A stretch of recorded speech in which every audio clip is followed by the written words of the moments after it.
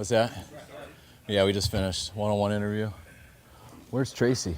Is Tracy not showing her face around today? But she started yesterday with me. That's the only reason. All right, guys. Injuries for Monday.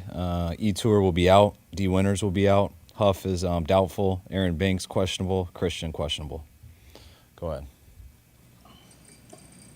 Does that mean like questionable, game time decision questionable for Christian, or? Just questionable. Corresponding move for Trent Williams yet? No, we haven't. How did Trent get through the week, and just what do you expect in terms of like his workload? I thought he did good. It was nice to get the extra practice on Monday. I think it was Tuesday to the rest of the world.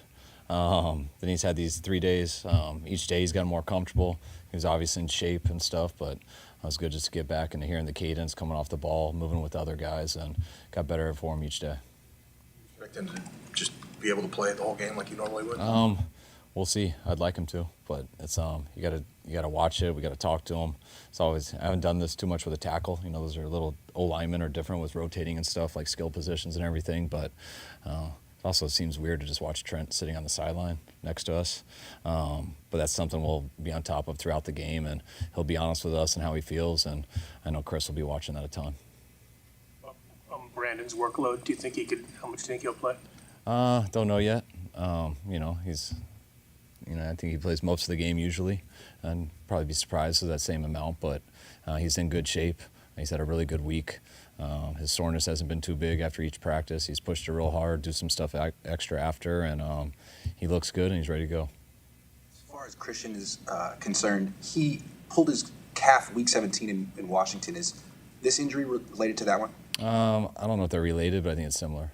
Yeah. You were asked in the training camp about the kickoff rule, and I think Larry suggested that you could actually kick the ball into the end zone, and you feigned surprise at that notion.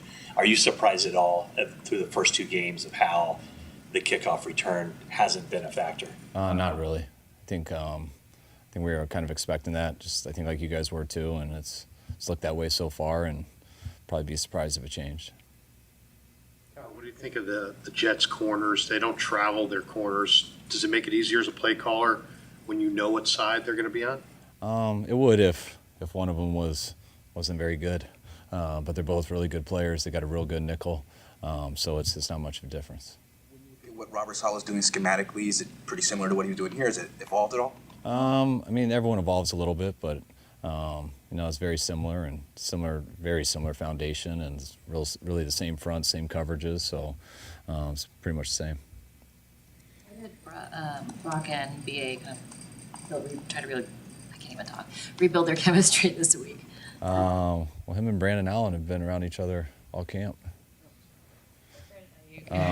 We call him BA also a lot too, so they've been great. They started throwing together. Saturday was the first time they came up here alone and just did it, and they've had, I think they did it Tuesday, Thursday, Friday, and today, so they haven't missed a beat. He'll get back in the flow of things. So putting a lot on a guy just to expect him to be exact same way, but he does look that way in practice, and he'll get better each week. How did Talanoa kind of get through the week? Is it just too soon for him to get back in there? I don't think it's necessarily too soon. I think he's looked great, so we're just trying to be the safe as we can be with him, be smart with him. We haven't ruled him out, just in case of an emergency or anything, which means that if he needed to, he would be available. But we're just trying to play it smart with him. What went into your backup quarterback decision? You got to make a decision. I thought it was hard to finish. Usually I don't want to have to make it. Usually I want it to be that obvious and just let it play out.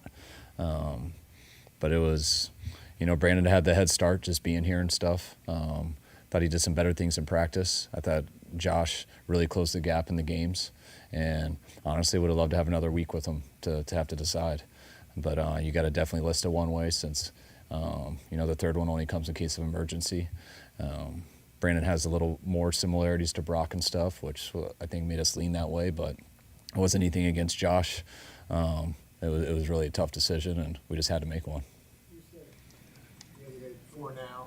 I mean, I guess everything is kind of for now, nothing's in stone, but, I mean, could Josh, play his way into the number 2? Yeah, I think. I mean, you always wouldn't say no. He can't. It's it's not like we're gonna have him compete too hard on scout team and things like that. You hope it's something that we never have to find out. But Brandon would get the first shot, but I think when you say it that way, and what I've made clear with those guys is it's not set in stone. It was what I'm saying is exactly how it was, and when it's that neck and neck, and you got to pick a 2, and if the one goes down, then you're going with the next guy, but that other guy has a chance to pass him. I'm going to have Josh around if on weeks when you're playing a quarterback that can really get out and move. I think that helps a ton. Like that's Josh does have a different asset than the other 2 guys. I mean, Brandon and Brock both can make plays with their legs, but Josh does it at a higher level, which helps us for the scout team on certain weeks and definitely adds an element to our offense with a spark and things like that, and some different game plan stuff that if he ever did get a shot, it would bring a different element. Forrester said, sorry. Okay, please. We can go 2 more. Forrester said yesterday, talking about Pooney, and just how quickly I guess just his understanding of football and how immediate it was clear that he knew what he was doing. He mentioned Ward Dunn and Trent Williams, kind of good company. I guess if you kind of agree with that notion, how does that show itself? I think it shows yourself when you get thrown in there right away because of injuries. That I think a lot of guys, not a lot, but just because you have success the first couple days doesn't mean it's going to stick. Kind of the more defense that goes in, the more offense. That's why coaches say a lot, you don't want to crown a guy too early because they can look great in the first couple days, and once more situations come in, they get a little bit overwhelmed and they have to settle down a little bit. That's why I always like OTAs for O-linemen, because O-linemen in the old OTAs, when we used to practice football fully, they would really struggle, and then they'd get away for 40 days and they'd come back and you go through the exact same stuff and it would stick a little bit more. When he got in, he looked really good at first and didn't look overwhelmed, and you're just kind of waiting for it to happen, and it never did happen. The practices stayed that way, and then it carried over to the preseason game. So he's been very consistent so far, but this is the first real game coming up, and we got a lot of confidence in him, and I don't see why anything would change. Revealing your opening script, what was it like doing this game plan, knowing that you're going against Saleh, and just kind of bouncing that through your head of anticipating what he's anticipating, what you're anticipating? Not as much as usual. Saleh's very sound in what he does. He's not going to overthink it, so I'm not going to overthink it. I just hope our stadium people don't let him run the stairs, won't let him get any workout in, and hopefully that'll rattle him a little bit. But it's I know Brick so well too. Brick's a great coach and a good friend also that I have a history with. So got a lot of guys on their staff that I've had a history with, friends too, which adds a different element. Just makes it more fun to talk to each other after and before a little bit. But I don't see really much relevance once the game starts. Just to follow up on that, it seems like a lot of your play calling is predicated on what you expect the defense, what defensive call you expect from them. So the fact that you know Robert so well and he knows you so well, does that, like that whole, I know that you know thing, how do you guess along with somebody you know so well? I think that's why I like Saleh's scheme. That's why I like our scheme. There's not a lot of guessing to it. It's a very sound scheme that there's not a lot of holes in it.